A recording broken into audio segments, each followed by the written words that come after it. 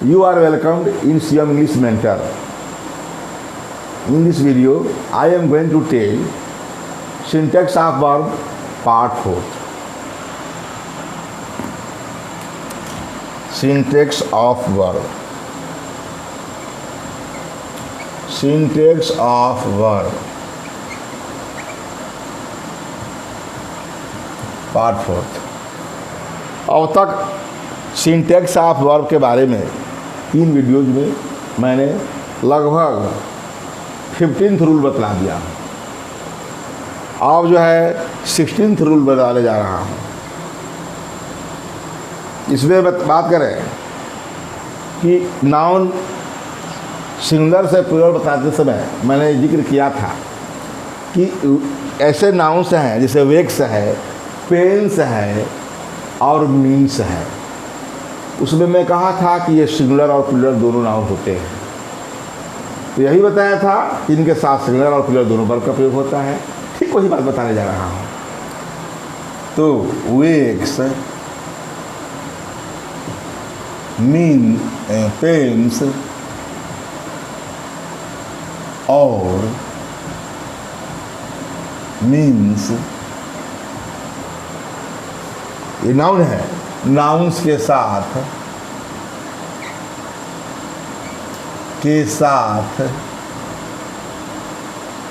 अर्थ के अनुसार, अर्थ के अकॉर्डिंग सिंगुलर एवं प्लूरल, सिंगुलर एवं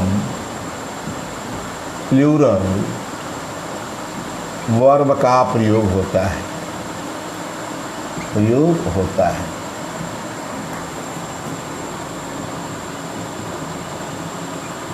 अर्थ के कारण जैसा अर्थ रहेगा।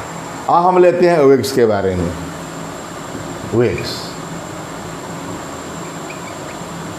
वेक्स का मतलब 2 अर्थ होगा। एक तो होगा वेतन, जो कि हमारे क्या फिजिकल में काम आता है, फिजिकली, और दूसरा स्पिरिचुअली अर्थ, वो भी उसका वेतन होगा। तो मतलब फिजिकली अर्थ लिया जाए तो इसके साथ हम प्लूरल वर्ब का प्रयोग करेंगे। स्पिरिचुअली अर्थ लिया जाए तो इसके साथ सिंगुलर वर्ब का प्रयोग करेंगे। तो वेक्स का प्रयोग फिजिकल लेने पर, फिजिकल लेने पर उसे वेतन होता है, जो हम पाते हैं तनख्वाह, वही वेतन है। तो वेक्स का प्रयोग फिजिकल होने लेने पर इसके साथ प्लूरल वर्ब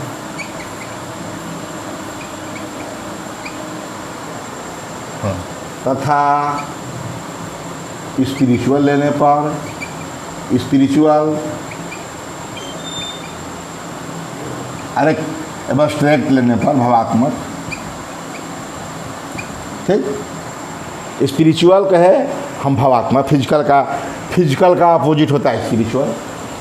ये हमारा फिजिकल है, सांसारिकता। और स्पिरिचुअल क्या होता है? अध्यात्म, जिसको हम देखते नहीं हैं, पुण्य, फल, पाप, यही सब हमारा स्पिरिचुअल है। जैसा करेंगे वैसा पाएंगे, स्पिरिचुअल है। और जो हम करते हैं वो क्या है? हमारा फिजिकल है। ठीक, तो वेक्स का प्रयोग फिजिकल लेने पर या फिजिकली लेने पर, इसके साथ प्लूरल वर्ब तथा स्पिरिचुअल या एब्स्ट्रैक्ट लेने पर इसके साथ सिंगुलर वर्ब का प्रयोग होता है। वर्ब का प्रयोग होता है। एक तो बताया, नाउन में पढ़ाया था भी, इसको बता रहा हूँ। Physical, the wages of a postman is very low. हमारे यहाँ पोस्टमैन सेंट्रल गवर्नमेंट सर्वेंट होता है, लेकिन उसका वेतन जो है, तनख्वाह जो है, बहुत कम होता है। घरेलू वेतन वाले तो बहुत से हैं जो अनएम्प्लॉयमेंट है, किंतु यहाँ द वेक्स मैंने वेतन यहाँ हुआ। किसी पोस्टमैन का वेतन बहुत वेरी लो होता है। यहाँ क्या हुआ, सिंगुलर वर्ब जानेंगे कब, ये फिजिकली लिया गया, जानते हैं फिजिकल होता है यार, काम कर रहे हैं पैसा मेरा फिजिकली। अब आज भावात्मक बात से करें, द वेक्स, देखिए वेक्स इस लगा है, द वेक्स मतलब ऐसे ये नाउन है कि सिंगुलर भी काम करते हैं प्लूरल भी काम करते हैं। The wages of sin is death, ठीक है। द वेक्स ऑफ सीन भावात्मक हो गया हमारा, एब्स्ट्रैक्ट हो गया। पाप का वेतन, पाप का मेहनताना मृत्यु होती है। और यहाँ द वेक्स ऑफ पोस्टमैन का मेहनताना बहुत कम होता है, हो गया। The wages of sin is death, the wages of ये एब्स्ट्रैक्ट है, क्या है एब्स्ट्रैक्ट कहिए, अच्छा है एब्स्ट्रैक्ट भावात्मक या स्पिरिचुअल। ये हमारा फिजिकल था ऊपर वाला, दूसरा एब्स्ट्रैक्ट हो गया। जान गए कि सिंगुलर और प्लूरल दोनों। यहाँ यूज कैसे क्यों किए, हमको तो आर लगाना है ना, प्लूरल वर्ब लिखते हैं दूसरा कि प्रयोग जो है फिजिकल लेने पर प्लूरल वर्ब तो क्या होगा, the wages of a postman are, क्या लगेगा आर लगेगा। यहाँ the wages of sin is, यहाँ इज लगेगा, ठीक है। दूसरा दो आर वेरी लो, ठीक हो गया, यहाँ प्लूरल वर्ब हो गया, यहाँ सिंगुलर वर्ब हो गया। देख लीजिए, और हम बात करते हैं पेंस का। लें पेंस का अर्थ होता है दुख और दूसरा अर्थ होता है परिश्रम। पेन का प्लूरल में दो रूप होता है, लेकिन दोनों का अलग अलग अर्थ होता है। पेंस दुख और परिश्रम, हिंदी में दो अर्थ, पेंस और दुख भी होगा, अरे बहुत से दुख है क्या दुख, और परिश्रम। तो यदि हम इनका पेंस के में अब जो है पेंस और मीन्स है देख लेंगे, हाँ। और हम लिखते हैं दूसरा पेंस,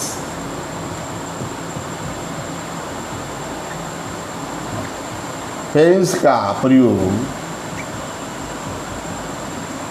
ये अर्थ के अनुसार करना है हमको। पेंस का प्रयोग दुख अथाह होता है, मतलब ये दुख बना वो दुख, खूब दुख होता है, वही दुख।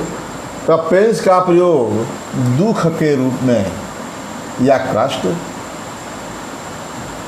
के रूप में लेने पर, पेंस का प्रयोग दुख के अर्थ में, यहाँ रूप नहीं है अर्थ है, अर्थ कह रहा है का प्रयोग फिजिकल लेने पर ही, अर्थ में लेने पर इनके साथ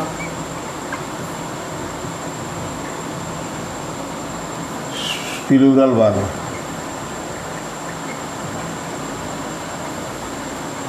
किंतु एक होगा प्लूरल वर्ब, किंतु परिश्रम के अर्थ पर लेने पर, परिश्रम के अर्थ में लेने पर सिंगुलर वर्ब का प्रयोग होता है।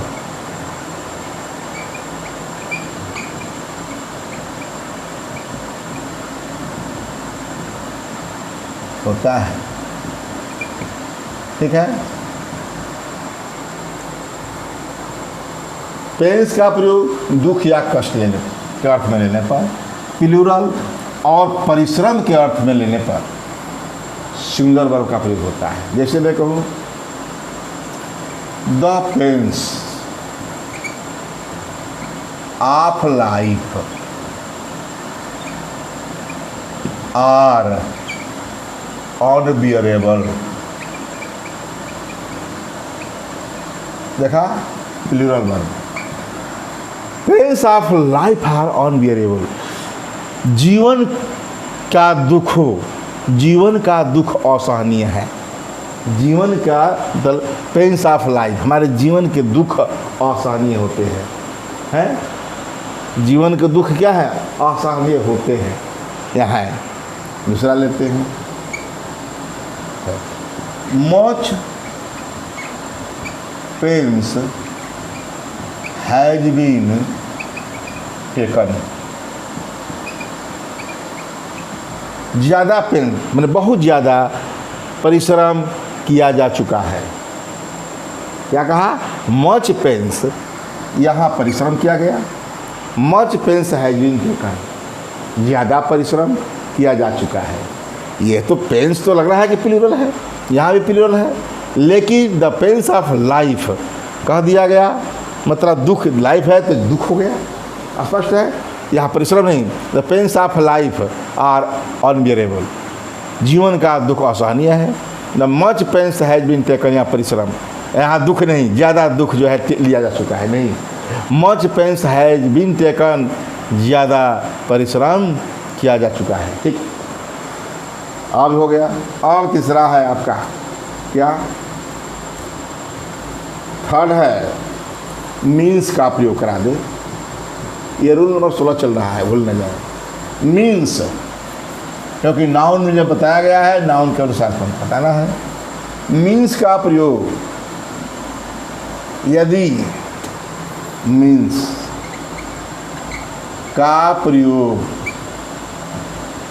यदि साधन या विधि के अर्थ में लिया जाए, साधन या विधि के अर्थ में लिया जाए, ठीक है, में लिया जाए,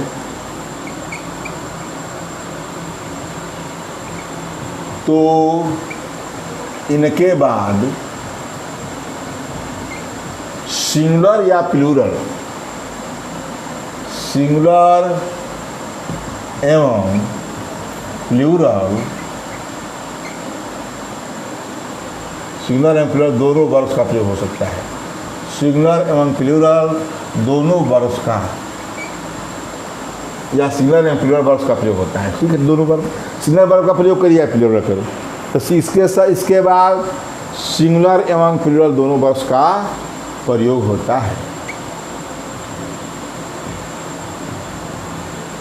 एक तो हो गया साधन या विधि के अर्थ में। किंतु होता है, किंतु यदि मीन्स का अर्थ,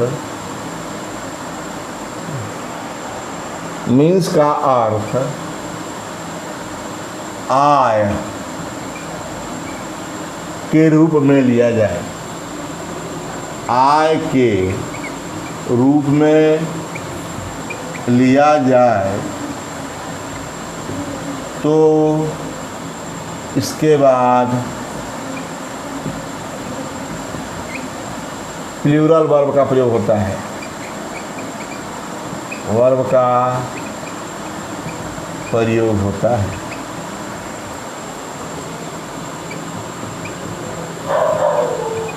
देखा? तो कहने का मतलब कि मीन्स का प्रयोग साधन विधि का अर्थ में नहीं, तो सिंगुलर प्रयोग दोनों करा दें। जैसे he could not use this या दीज मीन्स। देखा?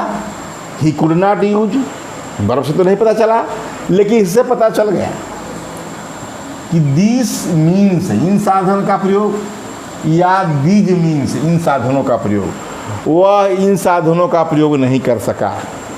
ठीक है, तो इसका मतलब ये, या ये भी कह सकते हैं कि दिस मीन्स इज, यह साधन जो है असुविधाजनक है, या ये साधन असुविधाजनक है। ये तो मैं कह दिया इसी को। दूसरा, this means is not comfortable. This means is not comfortable, यह सुविधा, यह साधन सुविधाजनक नहीं है, कंफर्टेबल, ठीक है। और तीसरा इसी को बता रहा हूँ, these means are not comfortable. These means are not comfortables. ये साधन क्या नहीं है, ये साधन सुविधाजनक नहीं है, नॉट कंफर्टेबल। कहने का मतलब कि ये हमको ईज लिखा और आर लिखा, सिंगुलर वर्ब प्लूरल वर्ब, इसमें तो नहीं पता चला। इससे पता चला कि मीन्स जो है नाउन की प्रयोग में बता दिया कि दिस मीन्स कहिए यह साधन, या दीज मीन्स कहिए ये साधन, ठीक है। लेकिन वर्ब के दृष्टि मैंने दिखा दिया इज और आर का, ये तो हो गया साधन के अर्थ में, ठीक। अब आय के रूप में देखिए, माई मीन्स आर लिमिटेड। मेरी आमदनी, मेरी आय सीमित है। मैं टीचर की आय जो है, मीन्स जो है क्या होती है, सीमित होती है। तो क्या है इसका चौथा में, माई मीन्स आर लिमिटेड, मेरे आय क्या है, लिमिटेड है, सीमित है। नहीं, योर मीन्स आर अनलिमिटेड, ये क्या हो सकता है। तो कहने का मतलब कि आमदनी के अर्थ में है, आय के अर्थ में है, तो यहाँ प्लूरल वर्ब, और सुविधा के अर्थ में है, मीन्स के आय साधन के अर्थ में है, तो इसमें सिंगुलर भी और प्लूरल भी बताया। इस तरह रूल नंबर 16 में लगभग मैंने बहुत कुछ बता दिया, मीन्स के बारे में, पेंस के बारे में और वेक्स के बारे में। नाउन को भी बताना पड़ा और उनके साथ वर्ब को भी बताना पड़ा, ठीक है। इसके बाद रूल नंबर 17,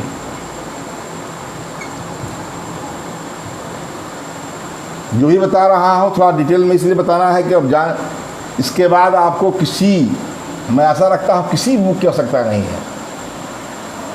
बस इस वीडियो को देखते रहिए, और जो न समझ में आता हो तो कमेंट बॉक्स में लिखकर पूछिए। रूल नंबर 17, कुछ वर्ब्स जैसे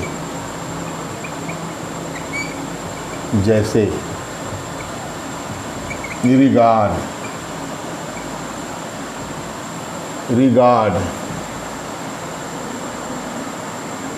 मेंशन, ट्रीट, डिस्क्राइब, डिफाइन,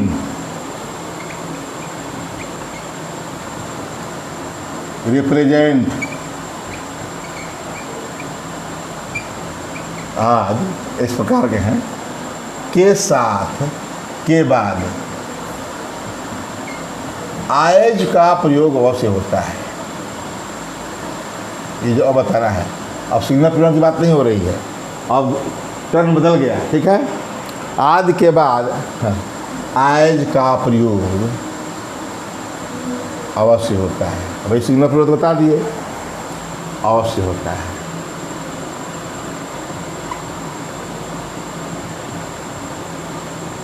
लगभग 16 रूल में मैंने वर्ब, सब्जेक्ट, वर्ब एग्रीमेंट बतलाया है। अब आगे हमारी जो है, इससे आगे लाइन जो है, मतलब ये कहे गए कि इसका आगे नियम अन्य रूल्स के लिए बढ़ चुका है, सिंगुलर प्लूरल वर्ब के छोड़ करके। जैसे मैं कहूँ यहाँ पर, they regard me as their guardian. देखा, रिगार्ड के बाद मी ऑब्जेक्ट है, वर्ब है, ऑब्जेक्ट है, उसके बाद क्या है, एज का प्रयोग करना पड़ा। दे रिगार्ड मी, ये मैं नहीं कहा कि तुरंत बाद एज का प्रयोग होगा, ऑब्जेक्ट भी होगा, कोई बात नहीं है, एज का प्रयोग होना ही होना है। They regard me as their guardian. दूसरा ले, she treats him as a gentleman. देखा, she treats him as a gentleman. देखा, ये ट्रीट्स को देख करके द लॉयर या the advocate. The advocate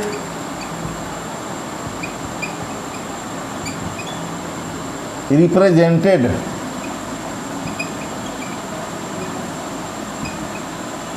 the case as he knew it।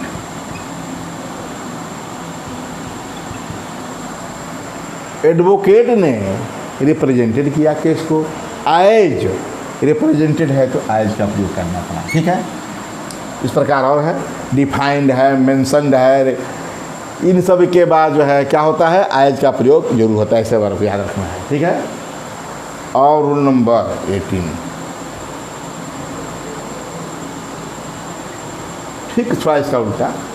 अब ऐसे वर्ब लिखेंगे जिसके साथ एज का प्रयोग होगा ही नहीं और टू का प्रयोग नहीं होगा। ठीक है, तो कुछ वर्ब्स जैसे रूल नंबर 18 में कुछ वर्ब्स जैसे, मिटा लें इसको,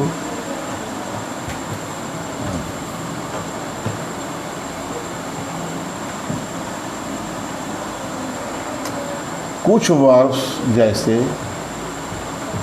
डेयर, नीड, ये जानते हैं कि मुख्य क्रिया मेन वर्ब भी होते हैं और ऑक्सिलरी वर्ब भी होते हैं। ठीक है, इसे मार्जिनल ऑक्सिलरी वर्ब कहते हैं। लेकिन यहाँ डियर और नीड का वर्ब मुख्य वर्ब के रूप में हो रहा है, जो भी हो रहा है। Dare, need, see, hear, make, choose, elect, appoint, think, इस प्रकार का है कुछ वर्ब। के बाद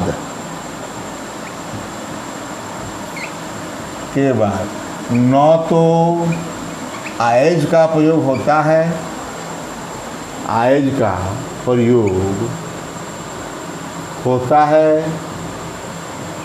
और न ही टू का, न ही टू का। ठीक, मतलब ऐसे ये वर्ब हैं, बहुत है कि इनके बाद इसका श्रृंखला में बतलाया है कौन कौन वर्ब है इसका टू नहीं लगता है। ये नॉन फ्राइट्स वर्ब में बता चुका हूँ कि इनके बाद जो है टू का प्रयोग नहीं होता। मतलब बेयर इन्फिनिटिव में आपको डिटेल में जाना है तो बेयर इन्फिनिटिव, इन्फिनिटिव में बेयर इन्फिनिटिव के बारे में बतलाया हूँ। विदाउट टू, बिना टू का इन्फिनिटिव के बारे में बताया हूँ। ये सब वर्ब मिलेंगे और वर्ब मिलेगा आपको, मैंने बताया है डिटेल में। यहाँ तो मैं बता दूँ, आएज पढ़ाया था इसके पहले, अब आएज का प्रयोग इसके हिसाब नहीं करना है। तो टू का भी नहीं होता है तो टू का भी नहीं करना है। जैसे एग्जाम्पल, सी डेयर्स नॉट, या she need not, needs not go there. ये मुख्य वर्ब के रूप में है। सी डज नॉट कर देंगे, सी डज नॉट, तो टू गो हो जाएगा। ठीक है, तो ये सी नीड्स नॉट गो देयर, यहाँ गो के पहले टू नहीं लगा है, छिपा हुआ है। यहाँ टू होना चाहिए था, छिपा है। आयज का प्रयोग तो हुआ ही नहीं। इसके बाद नीड के बाद आयज का प्रयोग नहीं हुआ। जैसे दे आर नॉट अपोज मी, देखा, अपोज के पहले भी टू छिपा है, छिपा है ये टू। ठीक, और दूसरा ले लें, I heard her cry. I heard her cry. अब मैं यही नहीं लिखा कि I heard her as cry, या टू क्राई नहीं लिखा, यहाँ टू छिपा है। आई हर्ड मैं सुना, अरे वर्ब यह भी है, वर्ब यह भी है कि यहाँ टू होना चाहिए ना। डियर और नीड में तो नहीं पता चला आपको, क्योंकि ये क्लिष्ट है, ये मार्जिनल भी है, सहायक क्रिया का भी काम करते हैं और मुख्य क्रिया का। इसके बारे में मैंने मार्जिनल वर्ब्स में डियर और नीड के बारे में बताया है। आपको देखना है तो मार्जिनल वर्ब्स देखिए, डियर और नीड का प्रयोग मैंने डिटेल में बताया है एक वीडियो में। तो वही चीज़ है, इतना हो गया। लेकिन ये तो देखिए, आई हर्ड हर क्राई, ये वर्ब है फिनिट, तो ये नॉन फिनिट है, यहाँ टू छिपा हुआ है। शी मेड मी लाफ, क्या देखा, she made me laugh, make का मेड हो गया, लाफ यहाँ मेड जब वर्ब है फिनिट वर्ब, तो अभी एक वर्ब कैसे हो सकता, मतलब यहाँ टू छिपा हुआ है, ये बता रहा है। और बता दें, दे थिंक, पांचवा, दे थिंक, वे सोचते हैं, मी ए फूल। इसमें क्या लग रहा है, they think me as a fool, as a बड़ा प्रयोग होते हैं। लेकिन याद रहे ये थिंक वर्ब है, तो केवल एज की आवश्यकता नहीं है। दे थिंक मी ए फूल, ए फूल। इसको मान लो कि दे थिंक मी एज ए फूल आया है, तो सोचिए क्या गलत है, सही तो है। They think me as a फूल, क्योंकि रिगार्ड है, डिस्क्राइब है, वर्णन करना। They describe me as a फूल हो जाएगा। यहाँ यही डिस्क्राइब करें या इसके बारे में हम जो है मेंशन करें, they mention me as a फूल, तो वहाँ फुल हो जाएगा। किंतु यह थिंक है तो एज है, तो क्या है, गलत है। इस अतः ये ऊपर दे थिंक मी ए फूल, ये सही है। परीक्षा में करेक्ट इनकरेक्ट में इसी तरह पूछ देगा, दे थिंक मी एज ए फूल। और यही नहीं, अरे जब हम कंपटीशन देते हैं, मैंने कहने का मतलब जब टीईटी दें, टीजीटी दें, पीजीटी दें, बैंकिंग है, और अन्य प्रकार के एग्जामिनेशन हैं, उसमें क्या रहता है कि एक लाइन सेंटेंस दिया रहता है, उसका 5 जो है 4 सही दिया रहता है और 5 में जो नो एरर, कोई गलत नहीं, सब सही, मतलब कोई एरर नहीं है। ये गलत है, ये सेंटेंस गलत है, ये सेंटेंस गलत है, और नो एरर लिख देता है। तो अब दे थिंक मी एज ए फूल, अब इसके लिए उत्तर सब बनाएगा, दे थिंक मी एज ए फूल, और करके अब लिख देगा नो एरर, सब सही है। तो कहने का मतलब कि इसमें हमको यही देखना है कि थिंक वर्ब है, देयर है, नीड है, सी है, हियर है, मेक है, चूज है, इरेक्ट है, पॉइंट है, थिंक है, यही नहीं। इसके बारे में आप जो है नॉन फाइनाइट वर्ब्स के बारे में बेयर इन्फिनिटी में जाइएगा, बेयर इन्फिनिटी में, जिसके साथ टू का प्रयोग नहीं होता है, वो देखेंगे, उनके याद रखिएगा, उनके साथ एज का भी प्रयोग नहीं होता है। टू का तो प्रयोग होता ही नहीं है और एज का भी प्रयोग नहीं होता है।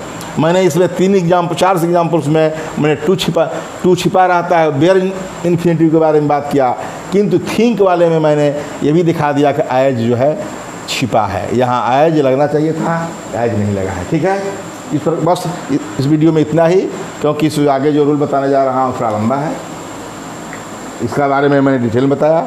अब नेक्स्ट वीडियो में जो भी रूल्स होगा बतलाएंगे, और आशा करते हैं कि आप लोगों को ये पसंद होगा। आप लोग इसे लाइक सब्सक्राइब जरूर करिएगा और पढ़ते रहिए, और इतना जानिए कि जितना कि मैं जानता हूँ।